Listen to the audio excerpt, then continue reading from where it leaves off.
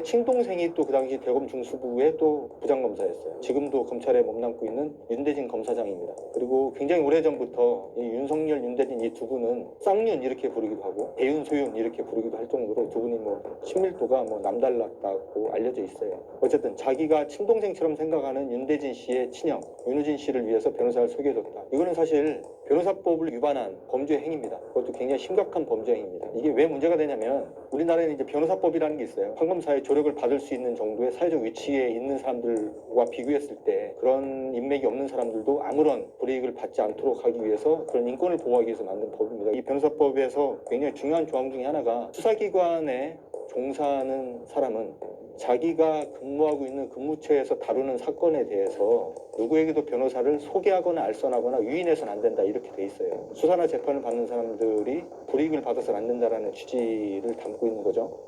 어쨌든 2012년에 이제 그런 의혹이 제기가 됐는데 그 당시 서울경찰청 광역수사대에서 수사를 하는 과정에서 윤석열 씨가 윤우진 당시 용산 세무서장에게 변호사를 소개해줬다라는 거를 확증 지을 수 있는 문자 메시지가 윤우진 씨가 쓰는 휴대폰에서 나왔고 그런 것 때문에 어떻게 보면 수사선상에 올랐었던 거죠. 그래서 윤우진 씨가 2012년 8월 20일 날 처음 이제 경찰에 출두해서 이제 조사를 받게 됩니다. 경찰에 출두해서 그날 딱 5분 조사받고 집에 돌아가요. 근데 이유가 뭐였냐면 본인이 건강이 굉장히 안 좋으니까 다음에 와서 제대로 조사를 받겠다 하고 이제 돌아갑니다. 그리고 정확하게 열흘 후에 윤우진 씨가 대낮에 홍콩으로 도망을 갑니다. 어떻게 보면 고위공직자가 수사를 받던 도중에 그것도 이제 뇌물 수사를 받던 도중에 해외로 도피하는 대한민국 건국 이래 아마 처음이지 않나 사건이. 어쨌든 그런 일이 이제 벌어집니다. 그러고 나니까 이제 수사를 하고 있었던 경찰은 발칵 뒤집어졌겠죠. 그런데 이 사건이 굉장히 이상하게 모양새에 빠지게 이제 사건이 이제 마무리가 되는데 하여튼 도피 생활 한 8개월 정도를 하다가 태국에서 불법 체류자 신분으로 인터폴이 체포가 돼가지고 국내로 압송이 됩니다. 그럼 이제 상식적으로 한번 생각을 해봅시다. 뇌물수수 의혹으로 수사를 받던 사람이 수사를 받던 도중에 해외로 도피를 합니다. 그리고 이 사람이 해외에서 공직자가 불법 체류자 신분으로 체포가 돼가지고 국내로 압송이 돼요. 그러면 검찰은 어떻게 해야 되겠어요? 당연히 이 사람을 긴급 체포해서 수사를 이어나가야 되겠죠. 그런데 검찰은 그렇게 하지 않았습니다. 이 사람에 대해서 경찰이 신청한 구속영장을 또 기각을 합니다. 그리고 이제 이 사람은 또 집으로 돌아갑니다. 그리고 나서 검찰은 아무런 수사를 진행하지 않다가 1년 8개월 정도가 지난 2015년 초에 검찰은 대가성이 입증되지 않는다라는 이유로 윤우진 씨를 무혐의 처분을 합니다. 검찰이 수사를 하다가 무혐의 처분했으니까 당연히 어떻게 되겠어요? 윤우진 씨는 국세청을 상대로 파면당한 것이 부당하니까 파면을 취소해달라는 소송을 또 제기했고요. 거기서 또 이깁니다. 이겨서 이분은 다시 이제 국세청에 복귀를 하고 그리고 명예롭게 정년퇴직을 하게 됩니다. 근데 그랬던 이 사건이 2019년 7월달 윤석열 씨의 검찰총장 인사청문회 때 다시 이제 재점화가 됩니다. 이유는 다른 게 아니었어요. 그 당시에 이제 이분이 이제 검찰총장 후보자로 지명이 되고 나니까 이제 검증을 하기 위해서 이제 많은 사람들이 관심을 가졌겠죠. 당연히 2012년에 있었던 이 윤우진 전 용산 세무서장의 뇌물수수 사건이 주요한 검증 포인트가 됐고요. 직 중에 그 대검 중수부 후배인 우리 이남석 변호사에게 윤우진 용산 전 세무서장에게 연락을 하라고 그렇게 전한 적이 있죠.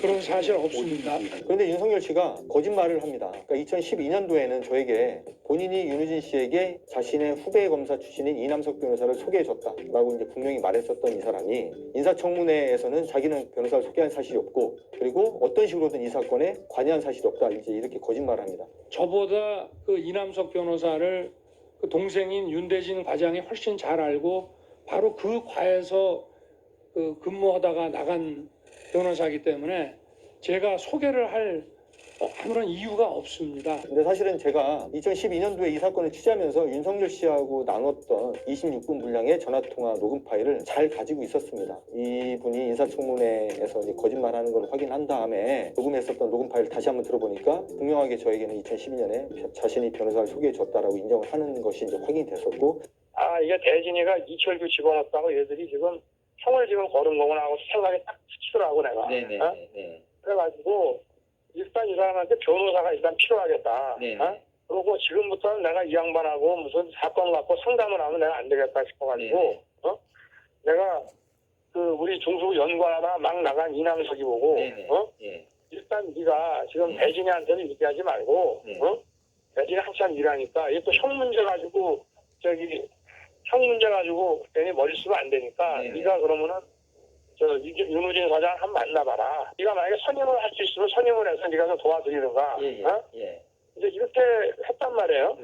윤석열 부장이 얘기한 이남석입니다. 이렇게 한 문자를 넣어서 하면 너한테 전화가 올 거다. 그러면 만나서 한번 얘기를 들어봐라. 어쨌든 고위공직자로 나선 사람이 7년 전과 다른 발언을 했으니까 당연히 검증을 해야 된다고 생각을 해서 저희 뉴스타파는 이제 보도를 결정을 했고요. 인사청문회 당일 밤 저희가 이제 영상 리포트가 좀 제작이 늦어지는 바람에 당일 밤에 이제 그 보도가 나갔고. 이제 12년 들어가잖아요. 들어가고 있죠. 12년 처분에 들어가고 있잖아요. 다음에 그 이남석 변호사 소개시켜 주신 거 인정하셨었는데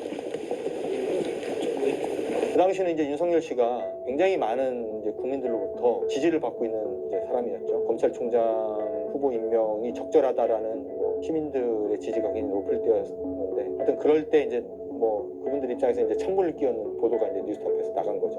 뉴스타파에 이제 항의 전화가 많이 왔고, 그 당시 저희 뉴스타파의 후원 회원이 3,000명 이상이 빠져나가는 일을 겪었습니다. 사실은 이 보도를 한 저도 마찬가지겠지만 뉴스타파